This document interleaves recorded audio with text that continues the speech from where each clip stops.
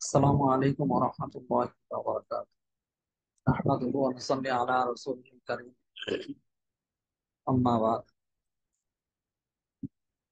আলহামদুলিল্লাহ, আল্লাহ তাআলার অশেষ মেহেরবানি, শুকরিয়া যে আল্লাহ তাআলা আমাদেরকে দর্শে অংশগ্রহণ করার তৌফিক দান করেছেন। আলহামদুলিল্লাহ, গতকালকে দর্শের সম্পূর্ণ প্রস্তুতি নেওয়ার পরেও এবং দর্শের লিংক দেওয়া হবে এই মুহূর্তে কম্পিউটার চালু করে দেখা যায় যে ওয়াইফাই এর যে অপশনটা আছে ওই অপশনটা আসছে কোনোভাবেই। আমরা পারিনি, তারপর একজন সিনিয়র যারা এগুলি ভালো বুঝে এরকম একজন ব্যক্তির কাছে গিয়ে ঠিক করে আনা হয়েছে। তো এই কারণে গতকালকে দর্শটা করানো সম্ভব হয়নি কম্পিউটারের সমস্যার কারণে।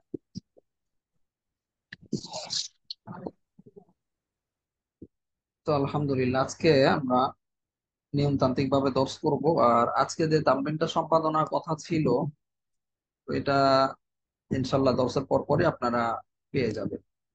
মোটামুটি সবই হয়ে গেছে, শুধু অনলাইনে আপলোড করাটা বাকি আছে। দর্শের পরেই করা হবে সব। যে তামরিনটা আপনাদের সম্পাদনা করে দেওয়া হয়েছিল গতকালকে, কোলাকুলি সম্পর্কিত একটা তামরিন ছিল। কোলাকুলি বিষয়টা বা মুআনাকার বিষয়টা আমাদের দেশে খুবই প্রচলিত, বিশেষ করে ঈদের সময়। সারা বছর আমল না হলেও বা সারা বছর মনে না থাকলেও যখন ঈদের সময় এসে যায় তখন সবার কেমন যেন মনে পড়ে। এখানে মূল যে টপিকটা ছিল বা মূল যে বিষয়টা ছিল আমাদের যে তামরিনের বিষয়, যে কোলাকুলিটা একবার করতে হবে না তিনবার করতে হবে, এই বিষয়টা নিয়ে আমাদের অনেকের মধ্যেই অস্পষ্টতা থাকে, বা অনেকে দেখা যায় একবার করে, অনেকে তিনবার করে।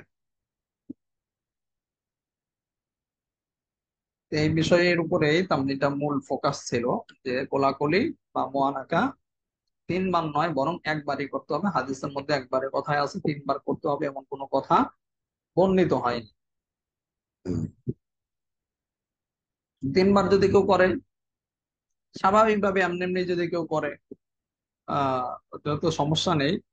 কিন্তু কেউ যদি কি সুন্নত মনে করে বা কোলাকুলির নিয়ম মনে করে এটাই, ওই ক্ষেত্রে তো এটা বেদাত হয়ে যাবে। কিন্তু স্বাভাবিকভাবে করলে কোনো সমস্যা হবে না। তো এই বিষয়ের উপরে তামরিনে মোটামুটি সুন্দর করে এটা জবাবটা দেওয়া হয়েছে। সাথে এটাও বলে দেওয়া হয়েছে যে ঈদ উপলক্ষে আমাদের দেশে অনেকেই ঈদের নামাজের পরে কোলাকুলি করে, ওয়ানাকা করে। এখানে এটার বিধানটা কি? কিন্তু আসসালামু আলাইকুম। না, কিন্তু সাথীরা আহ, কেমন আছেন সবাই? আপনি কি কথা শুনতে পাচ্ছেন না হযরত? ক্লাস চলছে আর আপনি বলছেন সাথীরা কেমন আছে। তো ঈদের সময় যে কোলাকুলিটা মানুষ করে, সাধারণত আমার যেটা মনে হয়, কেউ কেউ মনে করে যে কোলাকুলি করাটা মনে হয় ঈদের নামাজের পরে সুন্নত বা ঈদের একটা আমল। আমাদের দেশে কেউ কেউ এরকম মনে করে, আবার কেউ কেউ এটা মনে করে যে সবাই করছে আমি করি। আসলে এরকম কোনো ভিত্তি নেই। ঈদের দিন মুআনাকা বা কোলাকুলি করতে হবে এরকম কোনো বিধান কোনো হাদিসে পাওয়া যায় না। তবে ঈদের দিন যেহেতু অসংখ্য মানুষের সাথে সাক্ষাৎ হয়, ঈদের নামাজ পড়তে গেলে দীর্ঘদিন পরে অনেকের সাথে সাক্ষাৎ হয়, অনেকদিন পরে সাক্ষাৎ হয়, এই সূত্রে আপনি চাইলে তা করতে পারেন। তবে একবার তিনবার করার কোনো বিধান ইসলাম আমরা কোনো প্রমাণ বা দলিল হাদিসের মধ্যে পাই না।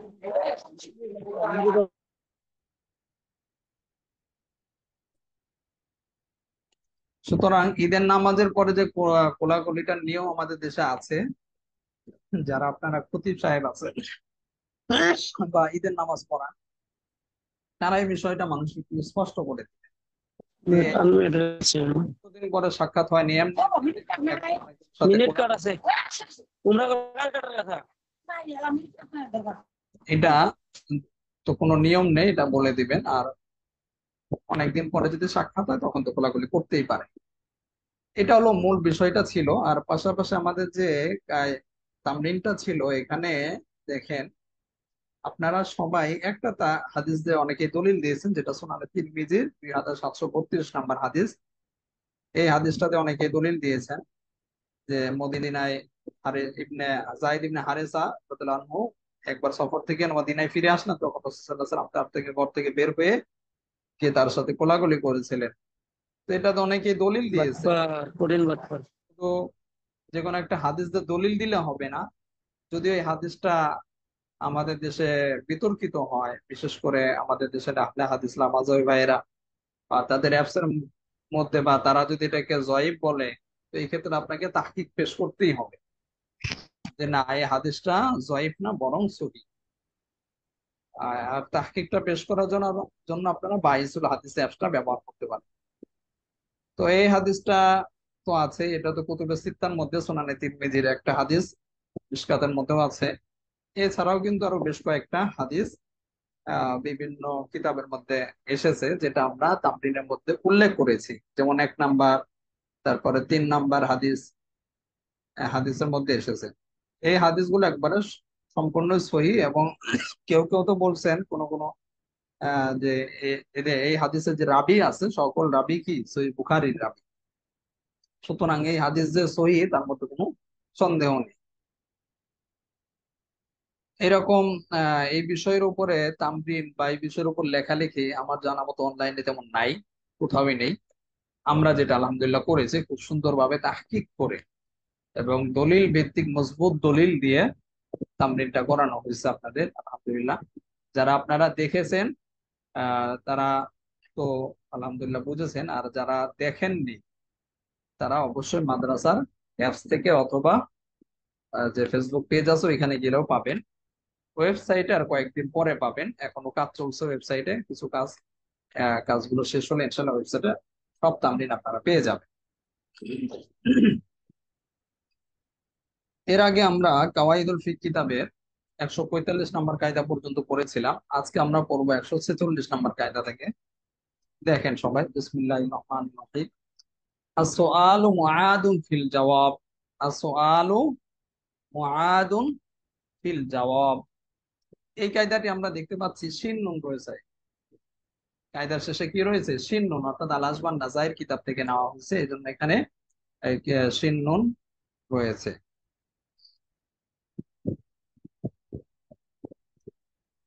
শিন নুন দ্বারা কি বোঝানো হয়েছে? আল আসবান নাজাইর কিতাবকে বোঝানো হয়েছে। আচ্ছা, অর্থটা খেয়াল করেন। আসসুআলু মুআদুন ফিল জওয়াব, জবাবের মধ্যে প্রশ্ন ফিরে আসে। জবাবের মধ্যে প্রশ্ন ফিরে আসে। এর মানে কি? এর মানে হলো কোন কোন সময় আছে এমন ভাবে একটা জবাব, এমন একটা প্রশ্নের বা এমন একটা কথার প্রেক্ষাপটে আপনাকে জবাব দিতে হচ্ছে, যে জবাবটা মাধ্যমে আপনি পূর্বের প্রশ্নের বা পূর্বের আহ প্রশ্নটাই আবার সত্যায়ন হয়ে ফিরে আসে। পূর্বের প্রশ্নটাই কি জবাবের মধ্যে সত্যায়ন হয়ে ফিরে আসে। অর্থাৎ আপনার পূর্বে যে প্রশ্নটা করা হয়েছে এটা সঠিক প্রশ্ন করেছেন এবং সত্য বলেছেন, বা ওই কথাটাই আবার পুনরায় আবৃত্তি হয়ে পুনরাবৃত্তি হয়ে ফিরে আসে। যেমন দেখেন এখানে একটা মেসাল আছে যে কোন একজন ব্যক্তি বিচারকের সামনে সে দাবি করলো যে আমি অমুক ব্যক্তির কাছে আহ কিছু টাকা পাই। তো এখন এই যে একজন ব্যক্তি বিচারকের কাছে একটা দাবি করলো যে আমি অমুক ব্যক্তির কাছে কিছু টাকা পাই, তো এই টাকাটা আপনি আমাকে ব্যবস্থা করে তার কাছ থেকে এনে দেন। আমি তো তার কাছে পাও না, আপনি আমার কাছে এই টাকাটা ফেরত দেওয়ার ব্যবস্থা করে দেন। তো এখন যে ব্যক্তি টাকা নিয়েছে তার কাছে বিচারক জিজ্ঞাসা করলো যে আসলে কি তোমার কাছে ওই ব্যক্তি কোনো টাকা পাবে কিনা। যখন বিচারক ওই অপর ব্যক্তির কাছে জিজ্ঞাসা করলেন যে টাকা নিয়েছে, যে আপনার কাছে এই টাকাটা পাওনা আছে কিনা, তখন এই যে যে জিজ্ঞাসাটা, যে আপনার নিকট সে টাকা পাবে কিনা। তো এই জিজ্ঞাসাটার পরপরই যদি সেই ব্যক্তি, অর্থাৎ টাকা যে নিয়েছে সেই ব্যক্তি যদি যে উত্তর দেয় যে হ্যাঁ সে আমার কাছে পাবে, এই যে যে হ্যাঁটা বললো অথবা হাটা বললো যে জি আমার কাছে টাকা পায়, এই জি হ্যাঁ মানে কি? মানে হলো যে তাকে যে প্রশ্নটা করা হয়েছে ওই প্রশ্নটাই, ওই দাবিটাই সে সত্যায়ন করলো। আর সত্যায়ন করার কারণে জবাবের মধ্যেই ওই প্রশ্নটা আবার ফিরে আসলো। কিভাবে ফিরে এসেছে? সত্যায়ন রূপে ফিরে এসেছে। এটাই মূলত এই কায়দার মধ্যে বলা হয়েছে আসওয়ালু মুআদুন ফিল জবাব, জবাবের মধ্যে কথার সত্যায়ন ফিরে আসে, প্রশ্নটা ফিরে আসে। এরপরে কায়দাটা দেখেন, 147 নম্বর কায়দা। আসওয়ালু ওয়াল খিতাবু ইয়ামদি আলা মা আম্মা ওয়া গলাবা লা আলা মা শাযযা ওয়া নাদার।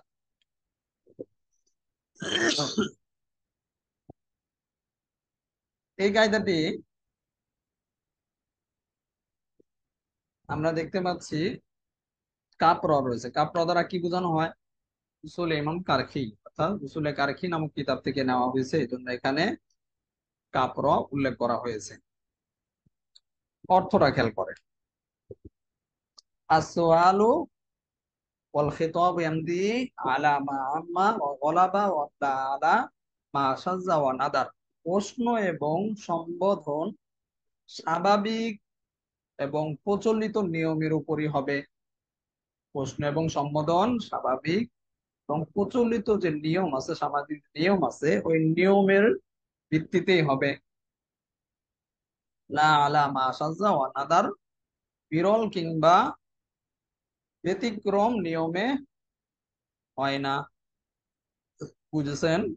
প্রশ্ন এবং সম্বোধনটা কিসের ভিত্তিতে হবে? স্বাভাবিক যে প্রচলিত যে নিয়ম আছে নিয়মের ভিত্তিতে হবে।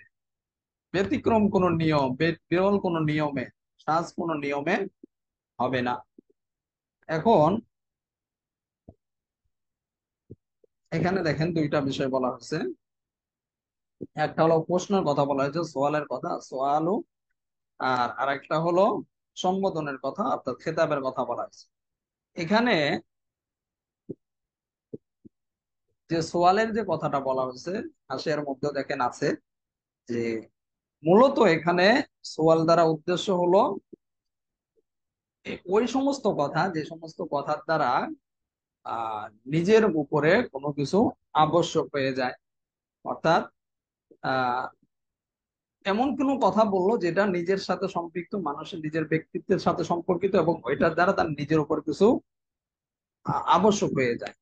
যেমন আপনারা জানেন যে কসমের ক্ষেত্রে, তারপরে মান্যতের ক্ষেত্রে, এগুলো কি এমন একটা আহ কথা বা এমন একটা বিষয় যেগুলোর কারণে কি, যে ব্যক্তি কসম করে বা মান্যতের ওয়াদা করে, তার নিজের উপর এটা আবশ্যক হয়ে যায় এবং সেটা তার পালন করা তার জন্য জরুরি হয়ে যায়। কসম বিষয়ে আপনাদেরকে একটা তামরিন দেওয়া হয়েছে, আজকে লিখে অনেকে জমা দিয়েছেন। যদি সবাই চেষ্টা করবেন তামরিন গুলো যত সময় জমা দেওয়ার, মাগরিবের পুরো প্রশ্ন দেওয়া হয় পরের দিন মাগরিবের আগে জমা দেওয়ার চেষ্টা করবেন। যদি কখনো সম্ভব না হয় ব্যস্ততার কারণে, অসুস্থতার কারণে, তাহলে আপনি এশার নামাজের পরেও জমা দিতে পারবেন। এশার নামাজের পরেও যদি সম্ভব না হয় তাহলে পরের দিন অবশ্যই ফজর নামাজের পরে সকাল 9টার মধ্যে জমা দিতে হবে। 9টার পরে সাধারণত সবার তামরিন দেখা শুরু হয়ে যায়। তো কসমের বিষয় আপনাদের তামরিন দেওয়া হয়েছে, এখানে আপনারা অবশ্যই তামরিন করলে জেনেছেন যে কসম কি করে নিজের উপরে কোন একটা বিষয় আবশ্যক করে দেয়। তারপরে আর একটা এই কায়দার মধ্যে বলা হয়েছে খিতাবের কথা, সোয়ালু আল খিতাব। খিতাব মানে, খিতাব মানে হলো কি সম্বোধন। আর সম্বোধনটা সাধারণত নিজের উপরে হয় না, এটা কি অন্য একজন ব্যক্তির সাথে সম্পৃক্ত হয়ে থাকে, অন্য একজন ব্যক্তির বিষয় হয়ে থাকে। তো এখানে দেখেন আহ সবগুলোর মিসালে আছে। যেমন প্রথমে দেখেন প্রশ্নের ক্ষেত্রে, যে সমস্ত ক্ষেত্রে নিজের উপরে, আমরা প্রশ্ন দ্বারা কি বোঝানো হয়েছে একটু আগে কিন্তু আমরা জানলাম। প্রশ্ন হলো যে সমস্ত বিষয় নিজের সাথে সম্পৃক্ত এবং নিজের উপর কিছু আবশ্যক করে। তার মধ্যে আমরা বললাম মিসাল হিসেবে যে কসম, মান্য। তো একজন ব্যক্তি কসম করে বলল যে সে ডিম খাবে না। তো ডিম না খাওয়ার যে কসমটা করলো, এখন ডিম বলতে কোন ডিমকে এখানে উদ্দেশ্য নেওয়া হবে? বিরল কোনো বিষয়ে, সাজ কোনো বিষয়ে, যেমন মাছের ডিম। মাছের ডিমও তো ডিম, কিন্তু এখানে ওই রকম কোনো উদ্দেশ্য নেওয়া হবে না, বরং সামাজিক প্রচলনের ভিত্তিতে, সামাজিক প্রচলন যেটা আছে, ডিম বলতে হাঁস মুরগি ইত্যাদি যে ডিম আছে ওই ডিমকে বোঝাবে, এখানে মাছের ডিম বোঝাবে না। কারণ আমরা জানি সাধারণত আসওয়াল ওয়াল খিতাব এমদি আলামা আম্মা, আহ, অর্থাৎ প্রশ্ন এবং সম্বোধনটা স্বাভাবিক এবং প্রচলিত নিয়মের উপরেই ভিত্তি করে হবে। এরপরে যে সম্বোধনের কথা যেটা বলছে, অর্থাৎ খেতাব করা যেটা অন্য কোনো ব্যক্তির সাথে সম্পৃক্ত। তো এই ক্ষেত্রেও আমরা আহ সহজে বোঝার জন্য উদাহরণ হিসেবে বলতে পারি যে একজন ব্যক্তি আর একজন ব্যক্তিকে কোনো একটা জিনিস কেনার জন্য প্রতিনিধি নিয়োগ করলো, উকিল নিযুক্ত করলো। তো উকিল নিযুক্ত করার পরে যে তাকে, মনে করেন তাকে বললো যে তুমি আমার জন্য ডিম কিনে নিয়ে আসো। একজনকে যে উকিল নিযুক্ত করলো বা প্রতিনিধি নিয়োগ করলো, এখানে ডিমের দ্বারা ঠিক একইভাবে মাছের ডিম বোঝাবে না, বরং এখানে যেটা সামাজিক ভাবে বা সমাজের মধ্যে যেটা ডিম হিসেবে প্রচলিত ওই ডিমটাই বোঝাবে। এর ব্যতিক্রম বা ভিন্ন কিছু বোঝাবে না। অর্থাৎ সমাজের মধ্যে মুরগির ডিম, হাঁসের ডিমকে ডিম বলে প্রচলিত আছে, সুতরাং এই ডিমই বোঝাবে। তো আমরা বুঝলাম কি এই কায়দা দ্বারা? এই কায়দার মধ্যে মূলত বলা হচ্ছে যে আসওয়াল ওয়াল খিতাব ইয়ামদি আলা মা আম্মা ওয়া গলাব আলা মা শাযযা ওয়া নাদার। প্রশ্ন এবং সম্বোধন স্বাভাবিক ও প্রচলিত নিয়মের ভিত্তিতেই হবে। স্বাভাবিকভাবে প্রচলন যে নিয়ম আছে, প্রচলিত যে নিয়ম আছে, সামাজিক প্রচলন, ওই প্রচলনের ভিত্তিতে হবে। বিরল কোন কিংবা ব্যতিক্রম কোন নিয়মের ভিত্তিতে হবে না। বুঝেছেন সবাই? এরপরে কায়দাটা দেখেন, 148 নম্বর কায়দা। আশ-শারাইউ লা তালজামু ইল্লা বিস-সামা'। এই কায়দাটি আমরা দেখতে পাচ্ছি সিনিয়ার, অর্থাৎ শারহ সিয়ারে কাবির নামক কিতাব থেকে নেওয়া হয়েছে। এই জন্য এখানে কি সিনিয়র উল্লেখ করা হয়েছে। অর্থটা কেন? শরীয়তের বিধান শ্রবণ দ্বারা আবশ্যক হয়। আশ-শারাইউ লা তালজামু ইল্লা বিস-সামা'। শরীয়তের বিধানটা কি শ্রবণ দ্বারা আবশ্যক হয়। অর্থাৎ শরীয়তের যে সমস্ত বিধান আছে, যেমন মনে করেন নামাজ, রোজা, হজ, যাকাত ইত্যাদি যে সমস্ত বিধান আছে, এই বিধানগুলো ফরজ বা আবশ্যক তখনই হবে যখন সে শ্রবণ করবে বা জানবে। জানার মাধ্যমে আবশ্যক হবে। যেমন দেখেন, মিসাল দেওয়া হয়েছে যে কোন একজন ব্যক্তি, সে দারুল হরবে ছিল, আর দারুল হরবেই মুসলমান হয়েছে। সে যে পরবর্তীতে দারুল ইসলামে যাবে, তার মুসলমানদের সংস্পর্শে যাবে বা শরীয়ত সম্পর্কে সে বিধিবিধান শিখবে, জানবে, এটা তার সুযোগ হয়নি। এর আগে কি সে দারুল হরবেই ওইখানেই সে মারা গেল মনে করেন। তো এই যে সে দারুল ইসলামে যেতে পারলো না, না যাওয়ার কারণে তার যে অজানা থেকে গেল বা অজ্ঞতা রয়ে গেল যে নামাজ কি পড়তে হবে, রোজা রাখতে হবে, হজ করতে হবে, যাকাত দিতে হবে ইত্যাদি যে অজ্ঞতা আছে বা যে বিষয়গুলো তার অজানা রয়ে গেছে, এগুলো কি তার ওজর হিসেবে ধরা হবে। অর্থাৎ এই ক্ষেত্রে তাকে মাজুর হিসেবে গণ্য করা হবে। কারণ কারণ হলো সে যে দারুল হরবে মুসলমান হচ্ছে, এরপরে সে ইসলামের বিধিবিধান জানার সে জন্য যে হিজরত করা দরকার, বা মুসলমানদের সংস্পর্শে যাওয়া দরকার বা শিখা দরকার, এটা সে সুযোগ পায়নি। সুযোগ পাওয়ার আগেই সে ইন্তেকাল করেছে। যেমন ভাবে আমরা সাহাবাই কেরামের জীবনের মধ্যেও দেখতে পাই, এমন অনেক সাহাবী আছে যারা ইসলাম গ্রহণ করেছে, গ্রহণ করার পরে সাথে সাথেই যুদ্ধে গিয়ে আরো বিভিন্ন ভাবে সে সাথে সাথে ইন্তেকাল করেছে, নামাজ পড়ার সুযোগ পায়নি। আল্লাহর অন্য কোনো বিধান বা ইসলামের কোনো বিধান বা শরীয়তের কোনো বিধান মানার সে সুযোগ পায়নি, বা এরকম সে ফুরসতও পায়নি।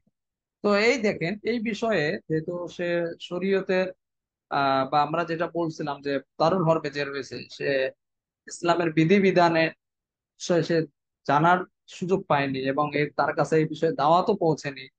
এই জন্য তার যে এই অজানা যে অজ্ঞতাটা রয়েছে, এটা শরীয়ত তাকে ওজর হিসেবে ধরতে হবে, এবং তাকে এর জন্য কোনো জবাবদিহি করতে হবে না। বুঝেছেন? এর জন্য তার কি কোনো গুনাহ হবে না, কোনো জবাবদিহি করতে হবে না। দেখেন, আশ-শারাইউ লা তালজামু ইল্লা বিস-সামা', শরীয়তের বিধান শ্রবণ দ্বারা আবশ্যক হয়। কারণ আমরা জানি কায়দার মধ্যেও বলা হয়েছে যে শরীয়তের বিধানটা কি শ্রবণের মাধ্যমে, জানার মাধ্যমে এটা আবশ্যক হবে। যেহেতু সে শ্রবণ করতে পারেনি, এখন আপনারা বলতে পারেন যে, উস্তাদ জি, আহ শ্রবণ ছাড়াও তো জানা যায়। হ্যাঁ, জানা যায়, এখানে মূলত ওইটাই মূল উদ্দেশ্য। আহ শ্রবণ ছাড়া কেউ পড়লো, পড়ার মাধ্যমে জানতে পারে, কিন্তু পড়ার মাধ্যমটাও তার কাছে পৌঁছে, এমনও তো হতে পারে। যেমন আমরা জানি যে আফ্রিকা মহাদেশে আরো, আফ্রিকা না, আফ্রিকা কি যে বিভিন্ন জায়গায় যে জঙ্গল আছে বড় বড়, আহ, ওই জায়গায় এখনো কিছু উপজাতি বাস করে, যাদের কাছে এখনো উন্নতি প্রযুক্তি পৌঁছেনি, এমনকি কোনো দাওয়াতও পৌঁছেনি। তারা দুনিয়ার মানুষের সাথে সম্পূর্ণ আলাদা, বিভিন্ন জায়গায় রয়েছে, তো তাদের ক্ষেত্রে এরকম বিধান কার্যকর হবে। আচ্ছা, তারপরের কায়দাটা দেখেন, 149 নম্বর কায়দা। আর শারুতু ইদা কানা মুফিদান ইয়াজিবু মুরাআতুহু, ওয়া ইদা লাম ইয়াকুন মুফিদান লা ইয়াজিবু মুরাআত। এই কায়দাটিও আমরা দেখতে পাচ্ছি সিনিয়র রয়েছে, অর্থাৎ শারিয়া সিয়ারে কাবির নামক কিতাব থেকে নেওয়া হয়েছে, এজন্য এখানে সিনিয়র উল্লেখ করা হয়েছে। দেখেন অর্থটা খেয়াল করেন। শর্ত যখন উপকারী হবে, শর্ত যখন উপকারী হবে, তখন তা বাস্তবায়ন করা আবশ্যক। শর্ত যখন উপকারী হবে, তখন তা বাস্তবায়ন করা আবশ্যক। আর যদি উপকারী না হয়, আর যদি উপকারী না হয়, তাহলে বাস্তবায়ন করা আবশ্যক হবে না। বুঝেছেন? যদি উপকারী হয় তাহলে বাস্তবায়ন করা আবশ্যক হবে, আর উপকারী না হলে বাস্তবায়ন করা আবশ্যক হবে না। এই কায়দাটি আমাদের কাছে মনে হচ্ছে নতুন, আসলে নতুন না। এর আগেও আমরা এই ধরনের দুই একটা কায়দা শুরুর দিকে পড়ে এসেছি। শর্তটা ফায়দাজনক হতে হবে, মানুষের জন্য উপকারী হতে হবে। যদি উপকারী না হয়, তখন তা বাস্তবায়ন করাটা কি হবে না, জরুরি হবে না, আবশ্যক হবে না। আর যদি উপকারী হয়, তখন আবার বাস্তবায়ন করাটাও আবশ্যক হবে। যেমন মনে করেন, আমরা সহজ একটা মেসাল দিই। কিতাবের মধ্যে, হাসিয়ার মধ্যে যে মেসাল আছে, এটা কঠিন, একটু লম্বা চড়াটা। সহজে যদি আমরা বলি, মনে করেন একজন পিতা তার ছেলেকে কোন একটা জিনিস, মনে করেন আমরা পেঁপের কথা বলতে পারি, বা অন্য আম দিয়ে, আমের সময় আম, আম দিয়ে তাকে বললো যে তুমি অমুক বাজারে গিয়ে বিক্রি করবে, এটা রাস্তায় বিক্রি করবে না। কারণ বাজারে গিয়ে বিক্রি করলে আহ আমি এই যে দামটা বলে দিচ্ছি, এই দামের মধ্যে তুমি বিক্রি করতে পারো। রাস্তায় যদি কেউ দামও বলে, ওইটা দামটা কম বলবে, আমাদের লস হবে। তো দেখেন এখানে যে পিতা যে ছেলেকে শর্ত দিল যে নির্দিষ্ট জায়গায় গিয়ে, নির্দিষ্ট বাজারে গিয়ে বিক্রি করতে হবে, এই শর্তটা ছেলের জন্য মানা জরুরি, যদি উপকারী হয়। আর যদি উপকারী না হয়, সে ওই নির্দিষ্ট বাজারে যাওয়ার সময় পথের মধ্যে অন্য আরেকটা বাজার দেখলো যে এর চেয়ে আরো ভালো দামে বিক্রি হচ্ছে, অর্থাৎ যে দামটা তার আব্বা বলে দিয়েছে, তার পিতা বলে দিয়েছে, তার চেয়ে আরো ভালো দামে বিক্রি হচ্ছে, আরো বেশি আহ দাম পাওয়া যাবে, তখন তার জন্য কি ওই নির্দিষ্ট বাজারে যাওয়া তার জন্য আবশ্যক হবে না, বরং সে ওইখানেই বা যেখানে ভালো বিক্রি করতে পারবে, ভালো দাম পাবে, ওইখানে সে বিক্রি করতে পারবে।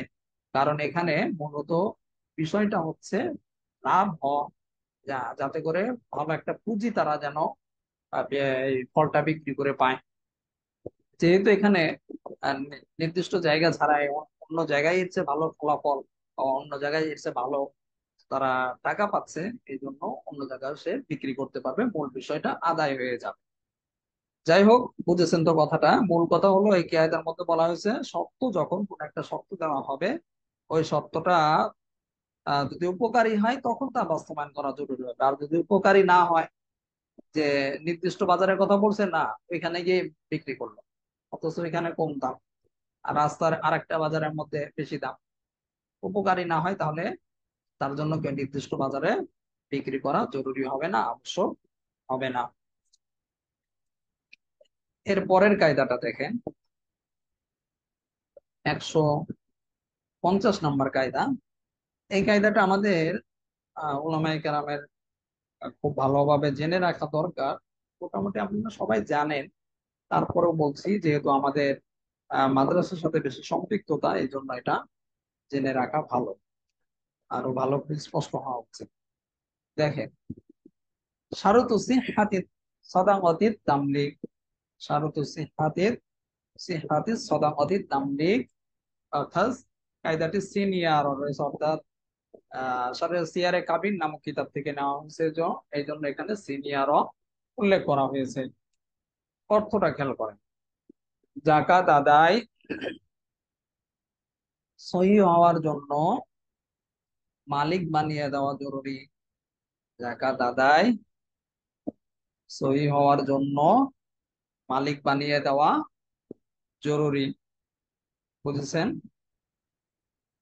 অর্থাৎ একজন জাকাত দাতা, তার জাকাতটা তখনই সহি হবে যখন তিনি ওই জাকাতের হকদারকে তাকে মালিক বানিয়ে দিবেন, পরিপূর্ণ তার হস্তগত করে দিবেন। যদি তার হস্তগত না হয়, তার যদি পরিপূর্ণ মালিকানা কায়েম না হয়, তাহলে তার জাকাত আদায় কিন্তু সহি হবে না। কঠিন একটা কথা। এখানে দেখেন, আহ মালিকের বিষয়টা কেন আসলো? কারণ আমরা কোরআনের মধ্যে যদি লক্ষ্য করি, আহ অসংখ্য জায়গায় আল্লাহ তাআলা ওয়াতাবুজ যাকাত, অর্থাৎ যাকাত আদায়ের কথা বলেছেন। আর আমরা জানি ইতাউন যে শব্দটা, মাসদারটা আছে আল ইতাউ, এই ইতাউন মাসদারটা হলো কি, অর্থই হচ্ছে মালিকানা বানানো, মালিক বানিয়ে দেওয়া, অর্থাৎ জাকাতের মালিক বানিয়ে দিতে হবে। জাকাত দেওয়া মানে কি, জাকাতের মালিক বানিয়ে দেওয়া। তারপরে আবার আহ জাকাতকে যেহেতু আমরা সদকা বলেও উল্লেখ করা হয়ে থাকে, তো সদকারও আমরা জানি যে আত্মাসাদ্দক যে মাসদার আছে, এটাও কি মালিকানার অর্থে ব্যবহার হয়। অর্থাৎ উভয় দিক থেকে আমরা শাব্দিক ভাবেও লক্ষ্য করলে আমরা দেখতে পাই যে ওয়াতাবুজ জাকাতা দ্বারা, জাকাত দ্বারা মূলত মালিকানায় সাব্যস্ত হয়। আর ফুকায়ে কেরামও এটাই বলেছেন, যে মালিক বানানো জরুরি, যেটা আমরা এই কায়দার মধ্যেও দেখতে পাচ্ছি। শারুতু সিহহাতি সাদাকাতি তামলিক, জাকাত আদায় সহি হওয়ার জন্য মালিক বানিয়ে দেওয়াটা কি জরুরি, আবশ্যক। এখন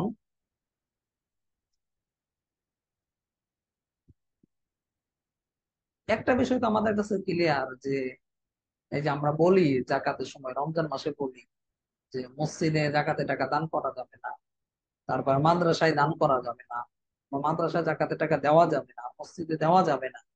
কেন দেওয়া যাবে? এর কারণ কি? কারণ হলো, আমরা এখানে যে মালিকানা যে বিষয়টা আছে, মালিকানাটা পাওয়া যাচ্ছে না। আর মালিকানা যখন সাব্যস্ত না হবে, তখন কিন্তু তার কিন্তু জাকাতও আদায় হবে না। এমনি ভাবে, যেহেতু মসজিদের ক্ষেত্রে, মাদ্রাসার ক্ষেত্রে এখানে কোনো মালিকানা হচ্ছে না, এই আবার মসজিদ মাদ্রাসা নির্মাণের ক্ষেত্রে অনেকে মসজিদ নির্মাণের সময় জাকাতে টাকা দিতে চায়, তো মসজিদের ক্ষেত্রেও কি জাকাতে টাকা দিলে বা জাকাত দিলে তার কিন্তু জাকাত আদায় সই হবে না। মূল কারণটা কি? মূল কারণ হলো এখানে কিন্তু এই যে মালিকানা, শারতু সিহহাতি সাদাকাতুত তামলিক, তামলিক জাকাত আদায় সই হওয়ার জন্য যে মালিক বানিয়ে দিতে হবে এটা পাওয়া যাচ্ছে না। আচ্ছা, মসজিদের ক্ষেত্রে, মাদ্রাসার ক্ষেত্রে এগুলো আমরা খুব ভালোভাবে বুঝি। এর বাইরেও কিছু কিছু বিষয় আমাদের খুব ভালোভাবে বুঝতে হবে। ইদানিং আরেকটা বিষয় খুব মানে প্রচলিত হয়েছে মনে করে, বিভিন্ন সংস্থা, আহ যেমন বিদ্যানন্দ ফাউন্ডেশন, তারপরে আহমদুল্লাহ সাহেবের সুন্নাহ ফাউন্ডেশন, এরপরে কওমি মাদ্রাসার মুফতি শহীদুল ইসলাম রহমতুল্লাহ আলাইহির আহ মার্কাজুল ইসলামী, তারপরে এই যে Melton সমদ্দারের child and old care, এরপরে আরো অনেক এরকম বের হয়েছে, আহ যেটা আমাদের জানা অজানা অনেক আছে, যারা মানুষদের কাছ থেকে কিন্তু জাকাত কালেকশন করে থাকে বা জাকাত নিয়ে থাকে। তো এখানে দেখেন, একটা হলো জাকাতের মালিক বানিয়ে দাও। জাকাতের মালিক এই কায়দার মধ্যেও বলা হয়েছে 150 নম্বর কায়দাতেও, যে জাকাতের মালিক বানিয়ে দিতে হবে। তো আপনি যখন জাকাতটা এই সমস্ত ফাউন্ডেশনে দিচ্ছেন, তখন কি মালিকানা আদায় হচ্ছে? এখানে দুইটা বিষয়। একটা হলো যে সরাসরি তো মালিকের হাতে এখানে দেওয়া সম্ভব হচ্ছে না, বা হচ্ছে, এরকম হতে পারে। তো মালিকানার ক্ষেত্রে একজন দায়িত্বশীল নিয়োগ দেওয়া হচ্ছে, যে আমি আপনার কাছে টাকাটা দিলাম, আপনাকে দায়িত্ব দিলাম, আপনি প্রাপ্ত যে হকদার আছে তার কাছে এই জাকাতের টাকাটা পৌঁছে দিবেন। আমি এই কায়দাটা নিয়ে একটু লম্বা আলোচনা এই জন্য করছি, যেহেতু আমাদের এটা খুব বেশি প্রসিদ্ধ, আমাদের সমাজের মধ্যে বেশি প্রচলিত, তো এই জন্য একটু বেশি কথা বলছি। মূল কথা তো আপনারা বুঝে গেছেন, তারপর আমি একটু একটু বোঝার জন্য বলছি। তো দায়িত্বশীলকে একজন যে প্রতিনিধি নিয়োগ করা হলো, তো সে যদি আহ নির্ভরযোগ্য, যে জাকাতের হকদার, তাকে যদি জাকাতটা জাকাতের পরিপূর্ণ মালিক বানিয়ে দেয়, বা ওই জাকাতটা যদি তাকে হস্তগত করে দেয়, তাহলেও কি হয়ে যাবে? জাকাত আদায় হয়ে যাবে। এখন কথা হলো, আপনারা প্রশ্ন করতে পারেন বা বলতে পারেন, উস্তাদ জি, তাহলে যে বিভিন্ন যে জিনিস কিনে দেওয়া, সেলাই মেশিন, রিক্সা, বা আয়ের উৎস করে দেওয়া, বা কর্মসংস্থান তৈরি করা, এটার কি বিধান হবে? হ্যাঁ, এটাও আপনি জাকাতের যে মূল খালি টাকাটাই দিতে হবে বা স্বর্ণটাই দিতে হবে এমন না। আপনি জাকাতের টাকাটা বা জাকাতের অর্থটা ভিন্ন ভাবেও আপনি চাইলে হকদারকে দিতে পারেন। তো এই ক্ষেত্রে কেউ যদি সম্ভব হয়, টাকা জাকাত যদি বেশি আসে, তাহলে সে চাইলে একজন একজনকে অল্প অল্প করে কিছু না দিয়ে, মাত্র একজনকে হোক বা কয়েকজনকে হোক, বেশি সংখ্যক মানুষকে অল্প করে না দিয়ে কয়েকজনকে যদি দেওয়া যায় এবং তাদের কর্মসংস্থান তৈরি করে দেওয়া যায়, তাহলে কিন্তু তাদের জন্য এটা বেশি উপকারী হবে। তাদের আর পরবর্তীতে জাকাত গ্রহণ করতে হবে না, তারা বরং নিজেরাই স্বাবলম্বী হয়ে যাবে। তো স্বাবলম্বী করার জন্য এরকম চিন্তাধারা থাকলে, এভাবেও যদি চায় কেউ করতে পারবে। আর স্বাবলম্বী করার জন্য আরো বেশ কিছু প্রক্রিয়া আছে, যেটা আপনারা হয়তো ইতিমধ্যে দেখেছেন। আলহামদুলিল্লাহ, আমরাও মানহালের পক্ষ থেকে এরকম মানুষের কাছ থেকে টাকা নিয়ে না, আমাদের মানহালের উদ্যোগেই বিভিন্ন সময় আমরাও কিছু কিছু কাজ করার চেষ্টা করি নিজেদের সামর্থ্য অনুযায়ী। কেউ যদি ইচ্ছা করে ডোনেশন করে, না চাওয়া ছাড়া, ওইটা নেওয়া হয়। এছাড়া আমরা চেয়ে কারো কাছ থেকে কোনো ডোনেশন নেই না। ইতিমধ্যে কয়েকজনকে আহ আমরা কর্মসংস্থান করেছি। গত বছর কয়েকজনকে করা হয়েছিল, এবছর আলহামদুলিল্লাহ আবার শুরু হয়েছে।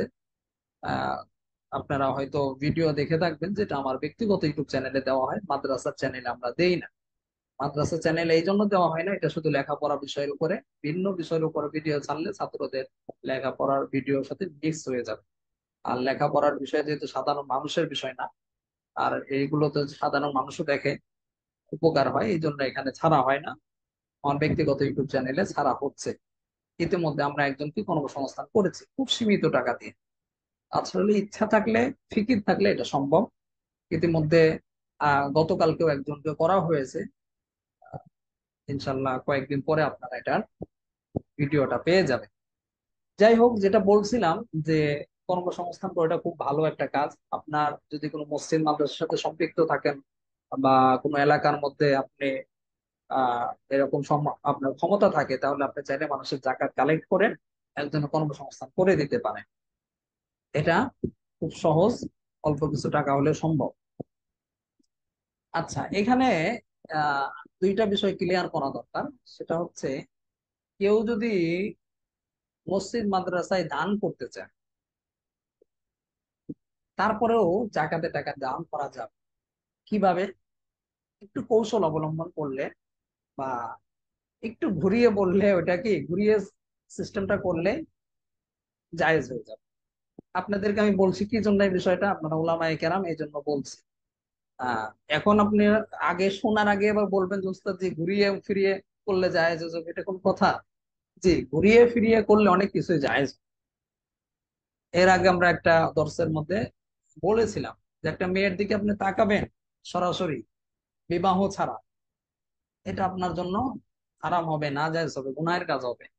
আর ওই মেয়েটার দিকে যখন আপনি বিবাহ করে তার দিকে তাকাবেন, তার সাথে কথা বলবেন, সদকা হবে।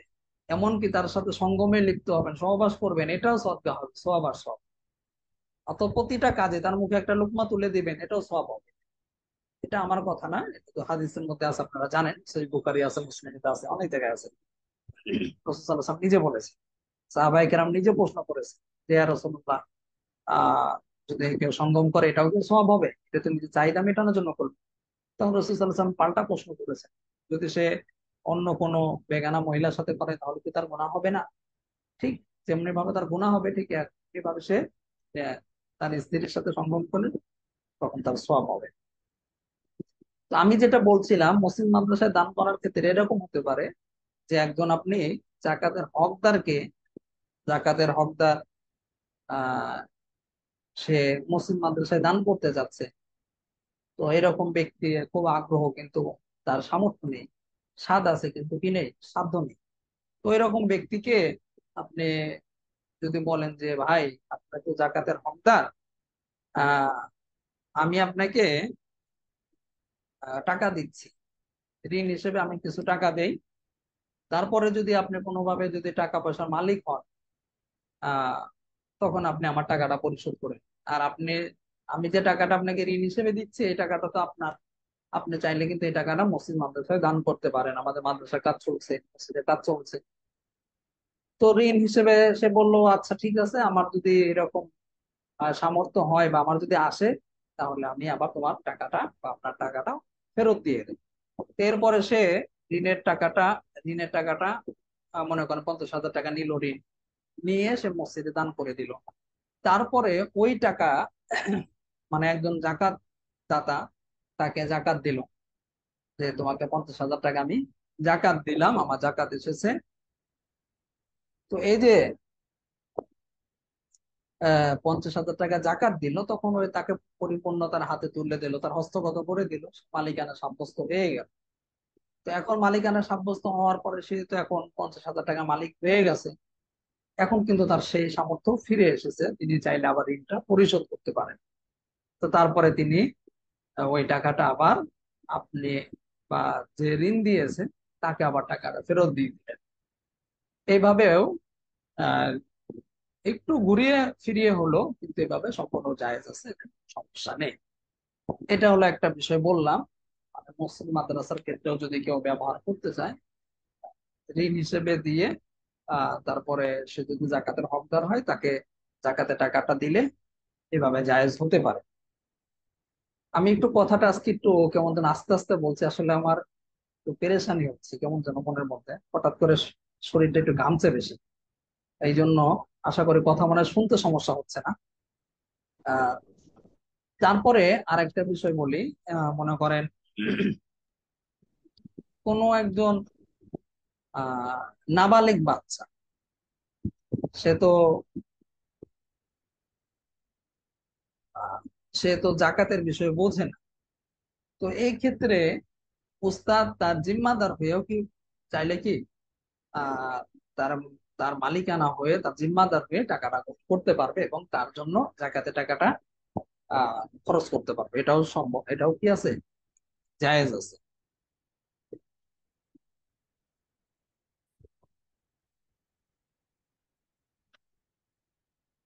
আচ্ছা, তারপরে দেখেন 151 নম্বর কায়দা, আশারতু লাম্মা সাহহা বিহি ওয়াজাবাল ওয়াফাউ বিহি শারআ।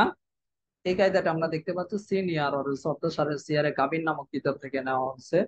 অর্থটা খেয়াল করেন, শর্ত যদি সহি হয় তাহলে শরী দৃষ্টিতে তা পূর্ণ করা জরুরি। শর্ত যদি সহি হয় তাহলে শরী দৃষ্টিতে কি তা পূর্ণ করা জরুরি।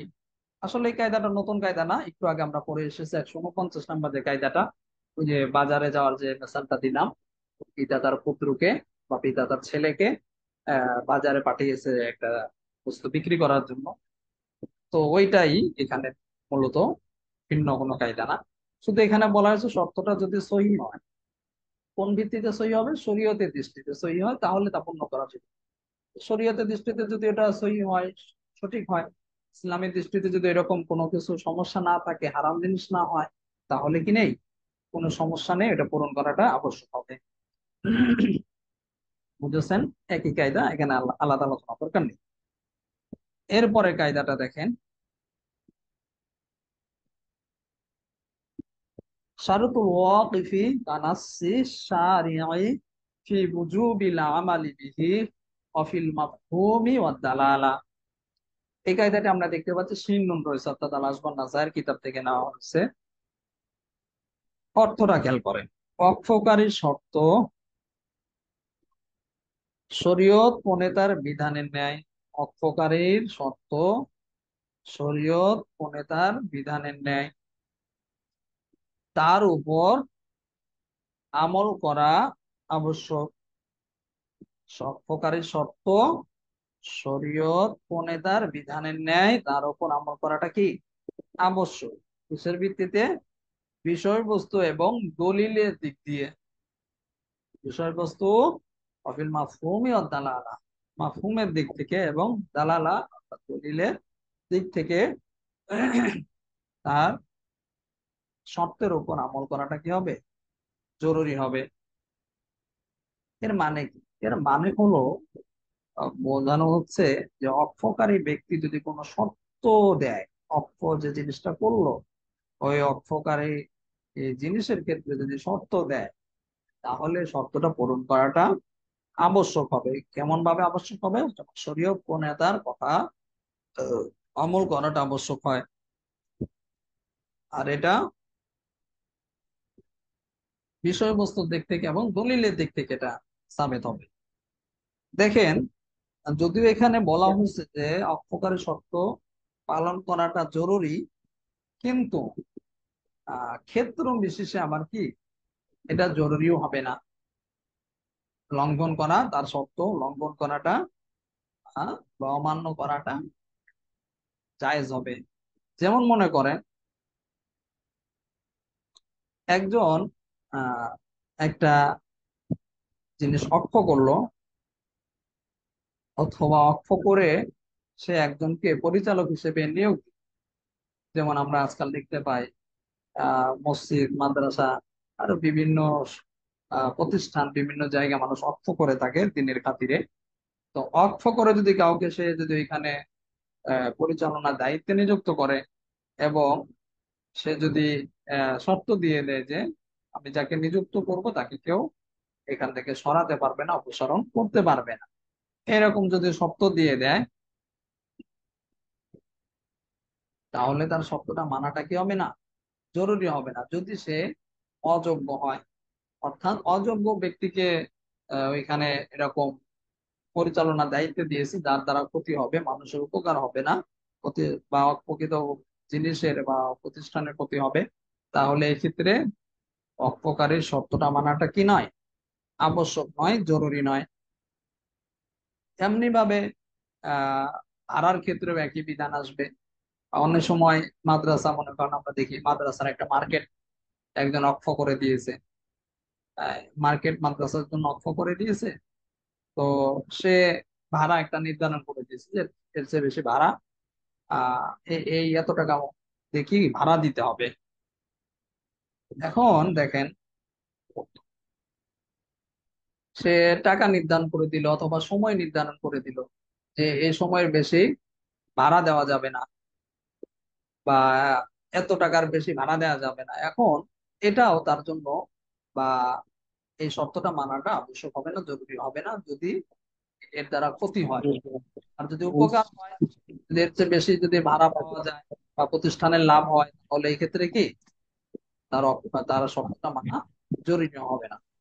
যাই হোক, মূল কথা হলো এই কায়দার মধ্যে যেটা বলা হয়েছে যে আশারতু লাম্মা সাহহা বিহি ওয়াজাবাল ওয়াফাউ বিহি লাম শারআ, শর্ত যদি সহিহ হয়, অক্ষকারী আশারতুল ওয়াকিফি কানাসি শারিয়া ফি বুজুগিল আমাল বিহি ওয়া ফিল মাফহুমি ওয়াদ দালালা, অক্ষকারী শর্ত শরীয়ত প্রণেতার নসের ন্যায় তার উপর আমল করা কি আবশ্যক। আর এটা কিসের দিক থেকে? দলিলের দিক থেকে, বিষয়বস্তুর দিক থেকে। যখন দেখা যাবে তার শর্তটা ক্ষতিকর, তখন কি ওইটা আমল করা জরুরি হবে না, যেমন আমরা দুইটা মেসালের মধ্যে দেখলাম। এরপরে কায়দাটা দেখেন, আর শর্ত ইয়াবিলুল মাশরুত, আর শর্ত ইয়াবিলুল মাশরুত ও মাশরুত জুমলা। এই কায়দাটা আমরা দেখতে পাচ্ছি সিনিয়র সিয়ারে কাবির নামক কিতাব থেকে নেওয়া হয়েছে। এই জন্য এখানে সিনিয়র উল্লেখ করা হয়েছে। অর্থটা খেয়াল করেন, শর্ত শর্তযুক্ত বিষয়ের পুরো বস্তুটাকেই সে অন্তর্ভুক্ত করে। শর্ত শর্তযুক্ত বিষয়ের পুরোটাকেই অন্তর্ভুক্ত করে। বুঝেছেন? অর্থাৎ কোন একটা বিষয় যদি শর্ত দেওয়া হয়, তাহলে শর্তযুক্ত বিষয় কি পরিপূর্ণটাই অন্তর্ভুক্ত করবে, আংশিক অন্তর্ভুক্ত করবে না। যেমন দেখেন, এখানে একটা উদাহরণ দেওয়া হয়েছে আসের মধ্যে, যে কোন একজন ধর্মী যদি মুসলমানদের কাছে একটা শর্তে সে নিরাপত্তা চায়, যে আমাকে যদি তোমরা নিরাপত্তা দাও, তাহলে আমি তোমাদেরকে 100 বন্দির সন্ধান দেব। এই যদি 100 বন্দির সন্ধান দেব, আমি যদি তোমাদেরকে 100 বন্দির সন্ধান দেই, তাহলে তোমরা আমাকে নিরাপত্তা দিবে। আর যদি সন্ধান দিতে না পারি, তাহলে নিরাপত্তা দিবে না। এই যে শর্ত যে দিল, এই শর্ত দেওয়ার কারণে আহ সে যদি পরবর্তীতে দেখা গেল 100 জনের কথা বলেছে, সে 80 জনের সন্ধান দিয়েছে, তাহলে সে নিরাপত্তা কি পাবে না। কি জন্য পাবে না? কারণ যে শর্তের উপরে তাকে নিরাপত্তা দেওয়ার চুক্তিটা হয়েছে, ওই শর্তটা এখনো কি পরিপূর্ণ পাওয়া যায়নি, এই জন্য সে নিরাপত্তাও পাবে না। আর আমরা কায়দার মধ্যে দেখলাম যে আশ-শারতু ইয়াকাবিলুল মাশরুত জুমলা, শর্ত শর্তযুক্ত বিষয়ের পুরোটাকে অন্তর্ভুক্ত করে। পরিপূর্ণ যে শর্তটা করা হয়েছে ওটাই অন্তর্ভুক্ত করবে, একটা আংশিক। যেহেতু এখানে 100 জনের শর্ত দেওয়া হয়েছে, এই জন্য 100 জনকেই এখানে শর্তযুক্ত করবে, আংশিককে সুযোগ নেই। যেহেতু সে 50 জনের সন্ধান দিয়েছে বা 50 জনের খবর দিয়েছে, আর 50 জনের দিতে সে ব্যর্থ হয়েছে বা 80 জনের দিয়েছে, পরিপূর্ণ দিতে পারেনি, এই জন্য সে নিরাপত্তাও পাবে না। কারণ শর্ত আংশিক বোঝায় না, বরং পরিপূর্ণ শর্তটাকে অন্তর্ভুক্ত করে। এরপরে কায়দাটা দেখেন, 154 নম্বর কায়দা, আশ-শিরকাতুল খাসাতু লা তামনাউ ইলকা ফিল মুশতারাকি বিখিলাফ শিরকাতিল আম্মা। এই কায়দাটিও আমরা দেখতে পাচ্ছি সিনিয়র সারে সিয়ারে কাবির নামক কিতাব থেকে নেওয়া হয়েছে। আজকে অনেকগুলো কায়দা থেকে সিনিয়র হয়েছে। দেখেন, অর্থ না খেয়াল করেন, শিরকাতে খাসের মধ্যে মালিকানা প্রতিষ্ঠার ক্ষেত্রে কোনো কোনো বিধি নিষেধ নেই। আর শিরকাতুল খাসাতু লা তামনাউ মিনকা ফিল মুশতারাকি বিখিলাফ শিরকাতিল আম। শিরকাতে খাসের মধ্যে কি নেই, মালিকানার প্রতিষ্ঠার ক্ষেত্রে মালিকানা সাব্যস্ত হওয়ার ক্ষেত্রে কোনো বিধি নিষেধ নেই। কিন্তু শিরকাতে আম হলো এর পুরাই ব্যতিক্রম। শিরকাতে আমটা কি ব্যতিক্রম। ওইখানে মালিকানা প্রতিষ্ঠার ক্ষেত্রে কি আছে, বিধি নিষেধ আছে।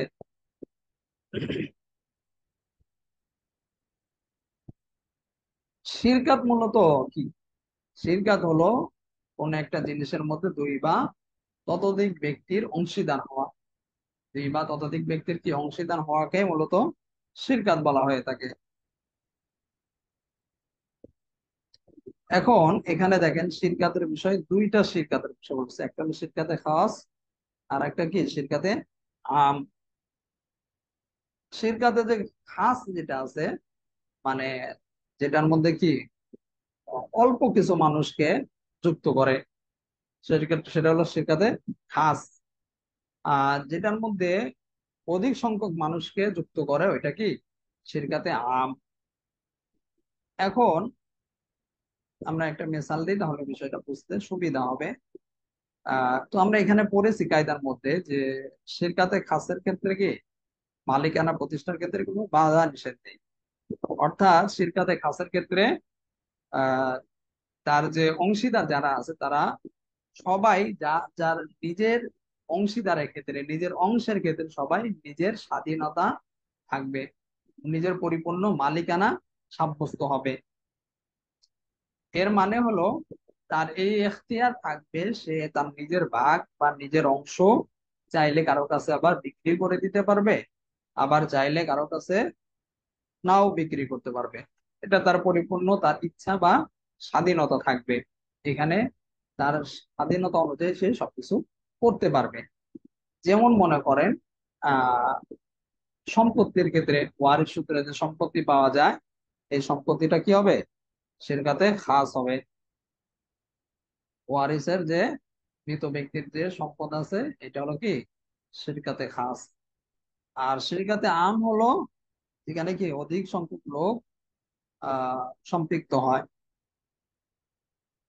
এখানে শিরকাতে আমের ক্ষেত্রে আহ কেউ চাইলেই কি সে কিন্তু নিজের মন মতো সবকিছু করতে পারবে না। যেমন আপনার মনে করেন গনিমতের মাল, যুদ্ধ ক্ষেত্রে যে গনিমতের মাল পাওয়া যায়, এটা হলো কি শিরকাতে আম। এখানে অধিক সংখ্যক মানুষের মালিকানা বা অধিক অধিক সংখ্যক মানুষের এখানে অংশগ্রহণ থাকে। তো এই অংশগ্রহণ থাকার কারণে শিরকাতে আমের ক্ষেত্রে সে চাইলেই কি করতে পারবে না, নিজের অংশ বিক্রি করতে পারবে না যতক্ষণ না তার গনিমতের মালটা বন্টন না হবে। সবার মধ্যে যখন সমানভাবে বন্টন হয়ে যাবে এবং আহ তার মালিকানায় দিয়ে দেওয়া হবে, তার হস্তগত করে দেওয়া হবে, তারপরে সে চাইলে কি করতে পারবে, তার যে অংশ আছে এই অংশটা সে বিক্রি করে দিতে পারবে অথবা অন্য কাউকে দিয়েও দিতে পারবে। কিন্তু যতক্ষণ পর্যন্ত তাকে বন্টন না করে দেওয়া হবে, যতক্ষণ পর্যন্ত তাকে না দেওয়া হবে ততক্ষণ পর্যন্ত তার এই অধিকার থাকবে না। অর্থাৎ তার পরিপূর্ণ মালিকানা বা তার এখতিয়ারের কোনো দাম থাকবে না, তার ইচ্ছা মতো সে কিছু করতে পারবে না। কারণ আমরা কায়দার মধ্যে দেখলাম আর শিরকাতুল খাসাতু লা তামনাউ বিল কাবিল মুশতারাকি বিখিলাফি শিরকাতিল আম্মা। শিরকাতে খাসের মধ্যে মালিকানার প্রতিষ্ঠার ক্ষেত্রে, মালিকানা সাব্যস্ত হওয়ার ক্ষেত্রে কোনো বিধি নিষেধ নেই।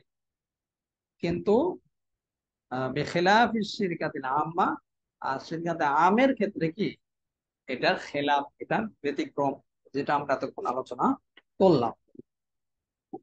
এরপরে কায়দাটা দেখেন, 155 নম্বর কায়দা। শাহাদাতু আহলি জিম্মাতি লাইসাত বিহুজ্জাতিন আলাল মুসলিমিন। শাহাদাতু আহলি জিম্মাতি লাইসাত বিহুজ্জাতিন আলাল মুসলিমিন। এই কায়দাটি আমরা দেখতে পাচ্ছি সিনিয়ার সত্যসারী সিয়ারে কাবির নামক কিতাব থেকে নেওয়া হয়েছে। এই জন্য এখানে মুসান্নিফ সাংকেতিক চিহ্ন হিসেবে সিনিয়ার উল্লেখ করেছে।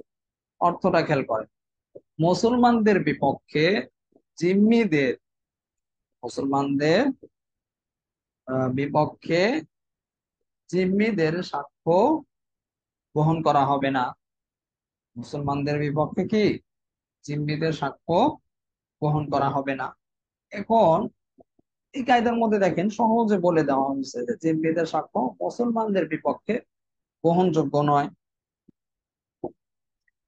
এখন আপনার জিম্মি কাকে বলে এটা তো আপনারা সবাই জানেন। জিম্মি তো ওই সমস্ত আহ অমুসলিমদেরকে বলা হয় যারা কি মুসলিম রাষ্ট্রের সাথে চুক্তিবদ্ধ হয়ে কর দিয়ে জিজিয়া দিয়ে এখানে বসবাস করে, তাদেরকে জিম্মি বলা হয়ে থাকে।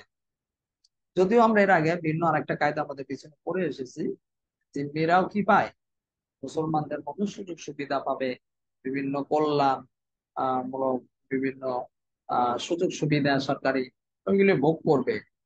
তো সম্মানের ক্ষেত্রে কি হবে না, আরো আরো কিছু কিছু ক্ষেত্রে তারা মুসলমানদের সমকক্ষ হবে না। ঠিক একইভাবে এখানে আরেকটা বিষয় বলেছে, মুসলমানদের বিপক্ষে জিম্মিদের সাক্ষ্য কি হবে না, গ্রহণযোগ্য হবে না, গ্রহণ করা হবে না।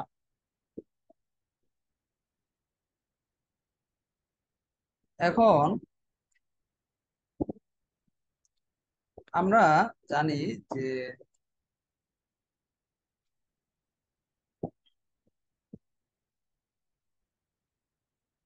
সাধারণত আমরা যে অমুসলিম রয়েছে, জিম্মি রয়েছে, সে বিভিন্ন কুফুরিতে লিপ্ত আছে, বিভিন্ন গুনাহের মধ্যে জড়িত আছে। আর গুনাহের মধ্যে যেহেতু বা কুফুরিতে যুক্ত আছে, এই জন্যই হচ্ছে মূল তার সাক্ষ্যটা মুসলমানদের বিপক্ষে গ্রহণ করা হয় না। সাধারণভাবে যারা মুসলিম অর্থাৎ ইসলাম ধর্ম গ্রহণ করেছে মুসলমান, তারাও যদি পাপিষ্ঠ হয়, গুনাহগার হয়, তাদের ক্ষেত্রেও দেখা যায় অনেকে অনেক সহজে কি তার সাক্ষ্যটাও সহজে গ্রহণ করা হয় না, অনেক যাচাই বাছাই করা হয়। তো এর বিপরীতে একজন অমুসলিম যে জিম্মি, সে তো ওই মুসলিমের তুলনায় আরো অনেক নিকৃষ্ট বা অনেক নিম্ন স্তরের একজন ব্যক্তি, যে অনেক কুফুরির মধ্যে লিপ্ত রয়েছে, আহ যেটা ইসলাম পরিপূর্ণ কি করে, আহ সমর্থন করে না। সুতরাং যেহেতু মুসলিমের ক্ষেত্রে পাপিষ্ঠ একজন মুসলিমের ক্ষেত্রে, গুনাহগার মুসলিমের ক্ষেত্রে অনেক যাচাই বাছাই করা হয়, সহজে তার সাক্ষ্য গ্রহণ করা হয় না, তাহলে অমুসলিমের জন্য গ্রহণ করা হবে না, এটা খুবই কি যৌক্তিক বিষয়। বুঝেছেন সবাই? কায়দার মধ্যে কি বলা হলো, শাহাদাতু আহলি যিম্মাতি লাইসাত বিহুজ্জাতিন আলাল মুসলিমিন, মুসলমানদের বিপক্ষে, মুসলমানদের বিরুদ্ধে জিম্মিদের সাক্ষ্য গ্রহণ করা হবে না। কি জন্য গ্রহণ করা হবে না? কারণ তারা প্রকাশ্য কুফুরিতে লিপ্ত রয়েছে। তারা এই জন্য তাদের কি সাক্ষ্য গ্রহণ করা হবে না। আচ্ছা ঠিক আছে, আজকে এই পর্যন্তই থাক। ইনশাল্লাহ আমরা পরের ক্লাসে 156 নম্বর কায়দা থেকে পড়বো। আর সবাই 9টা 15 থেকে আমরা ক্লাস শুরু করে দেব। 5 মিনিট তামরিনে আলোচনা চলবে, তারপরে 9টা 20 থেকে আমরা কিতাব পড়া শুরু করবো প্রতিদিন ইনশাল্লাহ। আর ক্লাসের লিঙ্ক প্রতিদিন 9টা 10-এর দিকে দিয়ে দেওয়া হবে ইনশাল্লাহ। তো সবাই যথাসময়ে জয়েন হয়ে যাবেন, ক্লাসে শরীক হবেন, তামরিন গুলো করবেন। তামরিন অনেকে আপনারা করছেন না। আপনাদের আগেও বলা হয়েছে তামরিনের জন্য আমরা বাধ্য করব না, তবে মাদ্রাসার পক্ষ থেকে ইনশাল্লাহ খুব গুরুত্ব দিয়ে করানো হয়, ছাত্রদেরকে আমরা উৎসাহিত করব। তো যে যতটুকু করবে তার ততটুকু ফায়দা হবে, যারা করবে না তাদের ফায়দা হবে না। আচ্ছা, আল্লাহ আমাদের সবাইকে উল্লেখিত কথাগুলো আমল করার তৌফিক দান করুন। কারো কোনো কিছু বুঝে না আসলে আমি ব্যক্তিগত হোয়াটসঅ্যাপে গিয়ে জিজ্ঞাসা করবেন, অথবা ইফতার সাথে করে গিয়ে জিজ্ঞাসা করবেন। সুবহানাল্লাহি ওয়া বিহামদিহি, আজকে আরেকজন ছাত্র ভাই শহীদ হয়েছে আমাদের। ইল্লা আনতা আস্তাগফিরুকা ওয়া আতুবু ইলাইক। আসসালামু আলাইকুম।